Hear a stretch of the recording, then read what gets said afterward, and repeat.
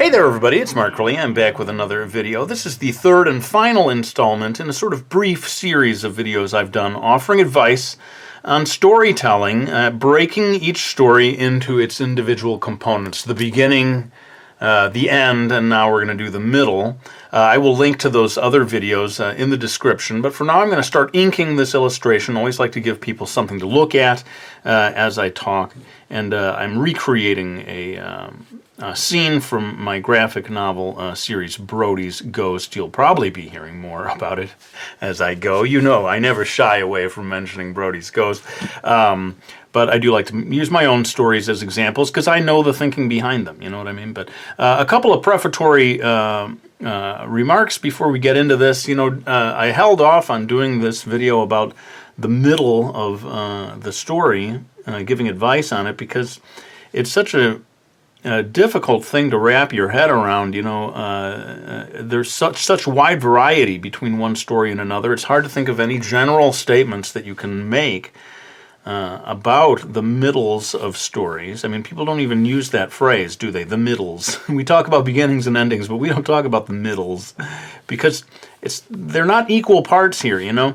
The beginning of the story is of limited duration. The end also limited duration. The middle could go on and on and on. Look at something like The Lord of the Rings, right? If you consider all three of those books to be one saga, then the middle just stretches on and on and on. It's very hard to summarize the middle of a story compared to the beginning and the end. But I'm going to try anyway in this video to offer some advice on this subject. So let's go ahead and get on into it with my first piece of advice here. If you want your story to have a sense of urgency, something must be at stake. Usually this involves the protagonist having a problem he or she needs to solve. And I guess I should say that there's not always just one protagonist. It could be a group of protagonists. But in any case, sometimes the biggest problem with the story is the lack of stakes. We don't have a reason to care because we're not really rooting for anybody to overcome something. I mean, once you know that there's a problem that needs to be solved, you are just immediately engaged in the story, more than you are if it's just sort of a random sequence of events. But I did say if you want your story to have a sense of urgency. So I'm not going to make too many generalizations about, oh, you always have to have high stakes. No, that's not the case. That you can have like these sort of slice of life stories in which there's seemingly almost nothing at stake and it's still interesting. But if you feel that your story lacks urgency and you feel that that's a problem, examine what is at stake, you know, and part of the problem sometimes can be like, well, it has to be life or death. That's not true either, you know, we just have to be emotionally involved. One good example, I think, of a seemingly low-stakes movie that still is very engaging is Ratatouille.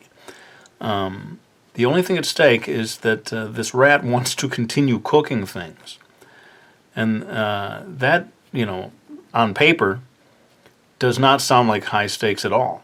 But we care so much about Remy, and we know how much this means to him, and so we're rooting for him, and we never feel, oh boy, who cares what happens next? We do care what happens next in that story, and that shows you that, you know, sometimes you can have the world is at stake, quite literally in a lot of superhero movies.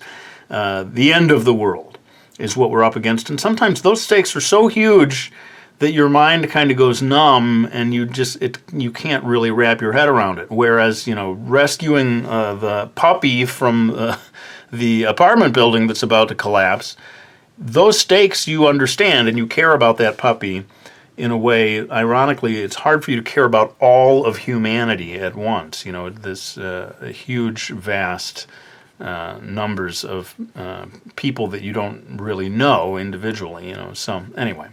That's a whole huge topic, but again, examine the stakes, what your character is up against. Do we care about your character enough that we care about what they're up against? Those two things kind of go hand in hand. Anyway, let's move on to the next one, and this is most story middles involve a series of obstacles complications that need to be overcome. This was one of the very few sort of generalizations that I could come up with in terms of talking about what happens in the middle of a story. There are complications. There are sort of hurdles that need to be leapt over, and if it's too smooth sailing, if you are, sometimes children's stories, by which I mean children's stories that have been written by kids, they involve obstacles that are very easily resolved, and the problems are fixed almost magically, instantly. As you get older, you realize, well, you need a more of a thorny problem that's not so easily resolved. And again, if indeed you have you've entered this long stretch of the story in which you have no obstacles of any kind and it's just smooth sailing, then you know you're really in trouble. But in my next one, I'm going to kind of talk about how there's momentum to it, or increasing obstacles. Ideally, the story builds with the obstacles growing more difficult. In many cases, the whole situation of the protagonist gets worse and worse. We've all seen movies where it's anticlimactic because they had a really huge, amazing sequence early on that was never matched by stuff that came after it. And so that's definitely something to think about. It should be escalating. You start small, and then little by little, the problems get worse and worse. And I added in here about how just the whole situation of the protagonist gets worse and worse. Brody starts in Brody's Ghost, starts at a very low point in his life, but in a way things get even worse for him. He loses almost everything he ever had by the end of the story, but that makes you care about him in a way that you wouldn't if you didn't see him sacrificing anything. So definitely there's a sort of a shape to these stories of ever-growing obstacles, and that's something to think about as you try to structure your story, whatever it may be. That's another challenge. So I sort of hear from people who say, I figured out my beginning and I know what my ending is, but I'm having trouble writing the middle, which is always kind of surprising to me because I always think that the middle is the real meat of the story. And I wouldn't know how to write a beginning or an ending for a story that I had no concept of what the middle was, because that is the story from my point of view. In any case, let us move on now to number 4. An unbroken string of obstacles can become repetitious. So most storytellers try to introduce twists and turns along the way. And I was starting to kind of head toward that a minute ago as I was talking about obstacles. Just one obstacle after another, very repetitive. It becomes a pattern, and the reader sort of gets too used to it. So you need to throw in some twists and turns, some surprises here and there. Now, in Brody's Ghost, I don't want to give anything away, but there are at least 2 quite big twists in the story. One of them comes right around the midpoint of the story, designed to sort of shock you into reinterpreting everything that you've read thus far. And that can be a very useful thing to do. I'm not saying it has to come in the very middle of the story for everyone. But certainly when you reach a stage where your story seems to be kind of losing gas, or it is sort of this endless series of obstacles, you maybe need some kind of a twist in there, some shocking revelation. And I'm going to actually spend the next couple of points talking about this idea of adding a twist to your story. Number 5. If you want a complex plot with shocking twists, I advise creating a basic plot outline before you even write the first scene. Now, I've talked about this before. You can just sit down and make a story up as you go along, and that can result in good stories. But if you want your plot to be complex, if you want shocking twists that make sense, you kind of, I think, need to have plotted things out so that you can lay the groundwork for these twists and they don't come out of nowhere. It's very dissatisfying when a twist just drops out of the sky and you haven't set it up properly. and you are able to set it up properly if you've made something of an outline. Alternatively, you can simply do a first draft in which you make it all up as you go along, and then you allow yourself to go back and very substantially rewrite based on your knowledge from the first draft of where you're headed. So there's different ways of doing it, but if you love the idea of a shocking twist, that generally happens by way of planning these things out in advance. And I always have a sort of a rough outline so that I know generally where I'm headed. I don't work out the details. I leave it loose enough that fresh new ideas can come to me along the way and I can work them in. I wouldn't want to have everything planned all the way down, because then that sort of takes the fun out of it. There's no spontaneity left. So it's kind of a blend of the two, really.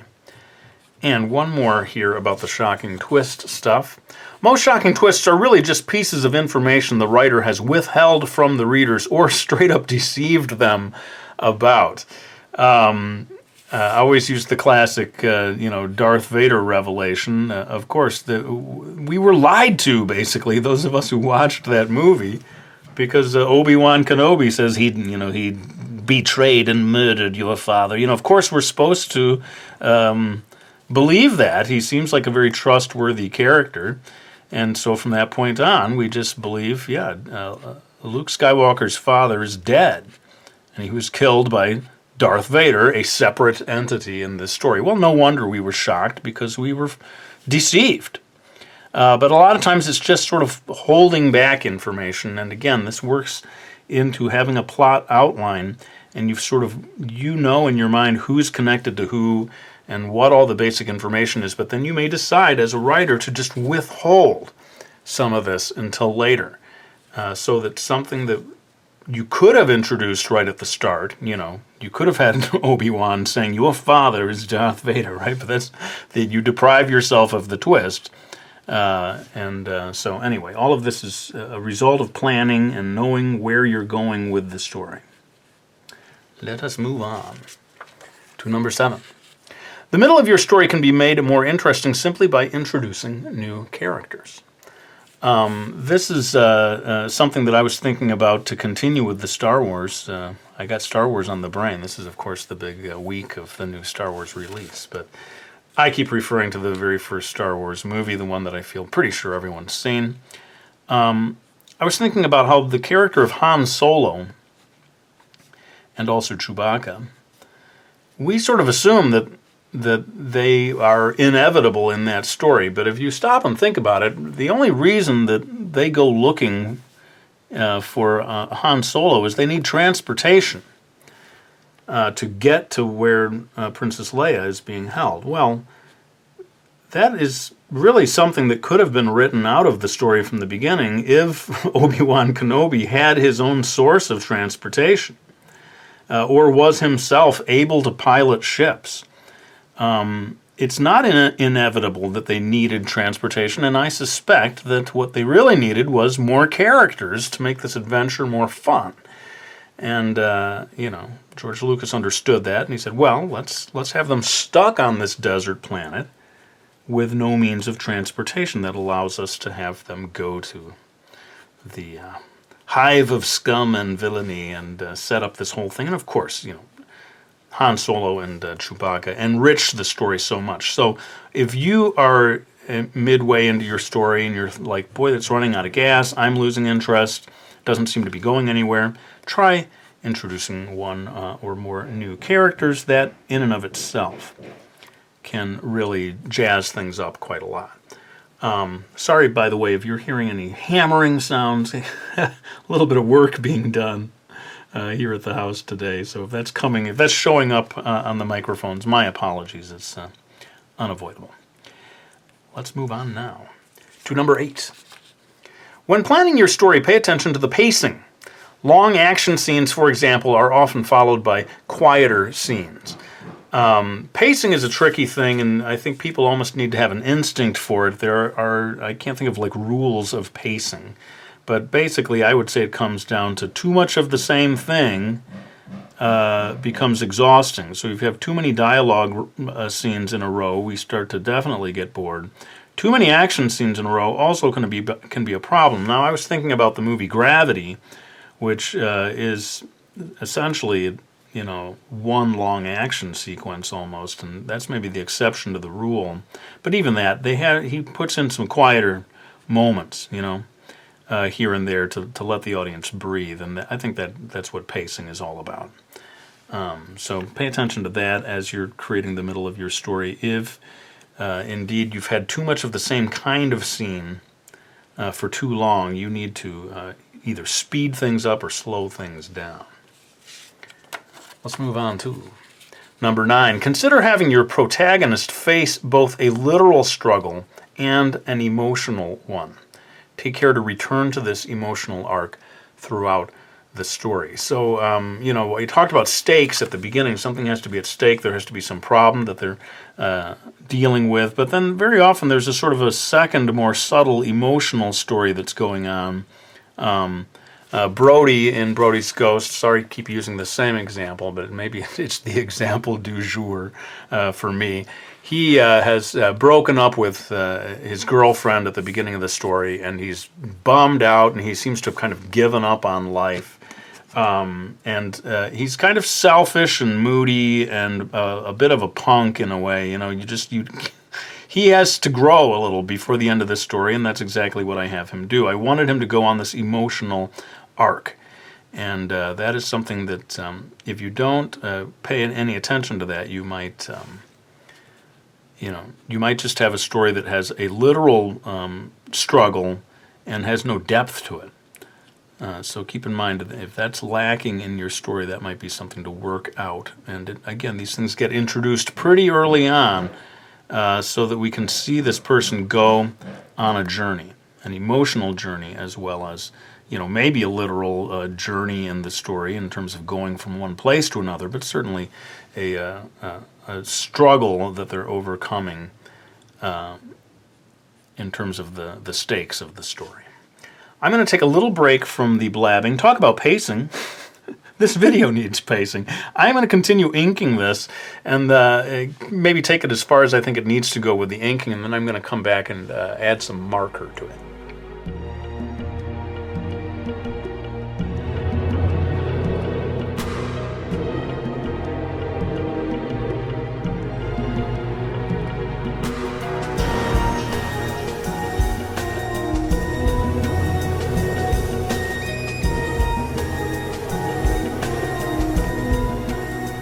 All right, well, we've got all of the inking done. I'm just going to come in here now with marker to start finishing things off. And as I do, it is time to move on to number 10 on our list of pieces of advice. If you're losing interest in the middle of your own story, you may need to go back and rethink the stakes or even the whole premise. A lot of times I hear from people who are like, I have no problem starting a story, I have trouble finishing it, I'm just not into it after a while.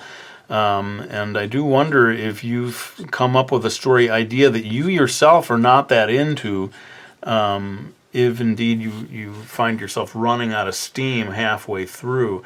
I think a story that is fascinating to you is going to give you the energy that you need to push through, even those slow times, and I have them as well, where I'm just not feeling super inspired, but at least I've chosen from the outset to do a story that I myself am interested in. And if you are losing interest, it may be a sign that you need to sort of go back, step all the way back to the beginning, and maybe you like this character, but you don't like the particular story that you've been telling. Start over with a new premise. Start over with new problem that they have to solve, and that might get you energized about it again. So the premise, and we haven't really talked about that so much, but the premise is the real kernel of the idea of your story. Like the premise of Groundhog Day is, what happens if you wake up and every day it's the exact same day? What would that be like? Right? That's the sort of kernel of the idea of that story. And then, having come up with that premise, the person who writes the story thinks, well, what's the best story that I can come up with that expresses this this premise. I think if you've got a really interesting premise to begin with that you find interesting, you are much less likely to lose gas, as you're halfway through the story. So that is something worth considering. If the whole process is breaking down for you in the middle, there may actually be something wrong with the beginning. And I don't mean wrong, but something that's not grabbing you about your own beginning that needs to be rethought. Anyway, worth considering. Getting closer to the end here. Number 11, if you struggle with story structure, consider working within a pre-existing genre where the framework is already in place. Now, we all put a great prize on originality, and it's a good thing we do. We don't want a bunch of copycats, but if you are struggling to even just complete a single story because you feel like you're just losing your way and you don't know what comes next, maybe it is best to work within a pre-existing and dare I say cliche story structure, so that you know where you're going. I mean, for me, the classic example would be a sports movie, right?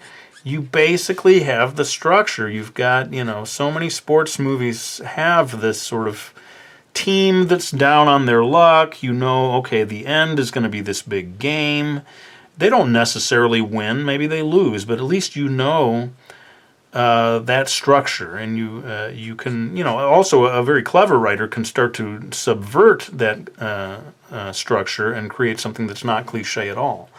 But, you may find, rather, if you're struggling to be completely original, maybe set aside the goal of originality and grab something that's already out there. A love story. We always talk about the boy meets girl, boy loses girl, etc., that kind of stuff. A slasher film, right? All of these things have the framework is almost already there, and then you don't have to sort of reinvent the wheel. You just jump in there and say, well, what's your version of this type of story going to be? A heist film, right? That kind of thing has its own structure to it, with planning out the heist, and you get into the middle of it and it doesn't go as planned. All of this stuff is there for you to play around with. And I'm not saying everybody should do that, but those of you who are struggling to get a handle on structure, it might be good to start with something like that.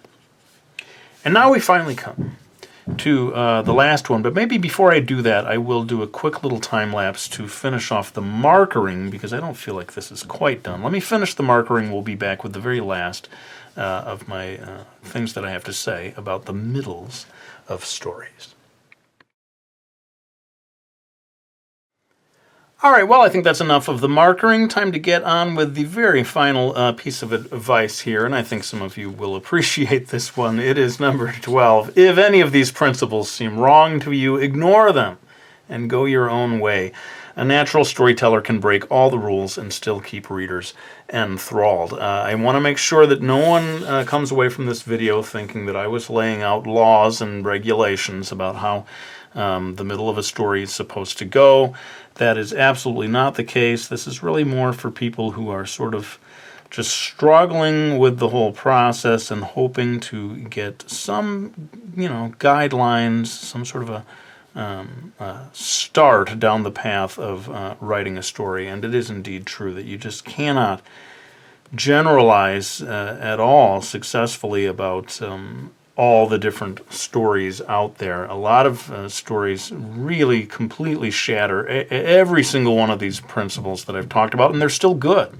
And indeed, some people really hate the idea of there being formulas of any kind, and they want to say, no, I would rather read a story that doesn't follow any of the advice that you just gave, and find that it's original rather than a stale thing that ticks all of those boxes. So definitely, take these list of principles for what they're worth. If they help you, I'm delighted.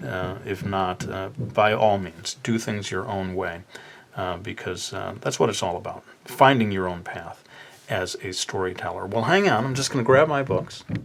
so that I can say thank you to anyone who supported me by getting them, like the Realism Challenge, the Drawing Lesson, Mastering Manga 3, and of course my very latest book, Manga Art. Really cannot say thank you enough to those of you who have supported me by getting any of those books. But let's go ahead and lay down this pen. I want to thank you all for watching this video. I really hope you enjoyed it, and I'll be back with another one real soon.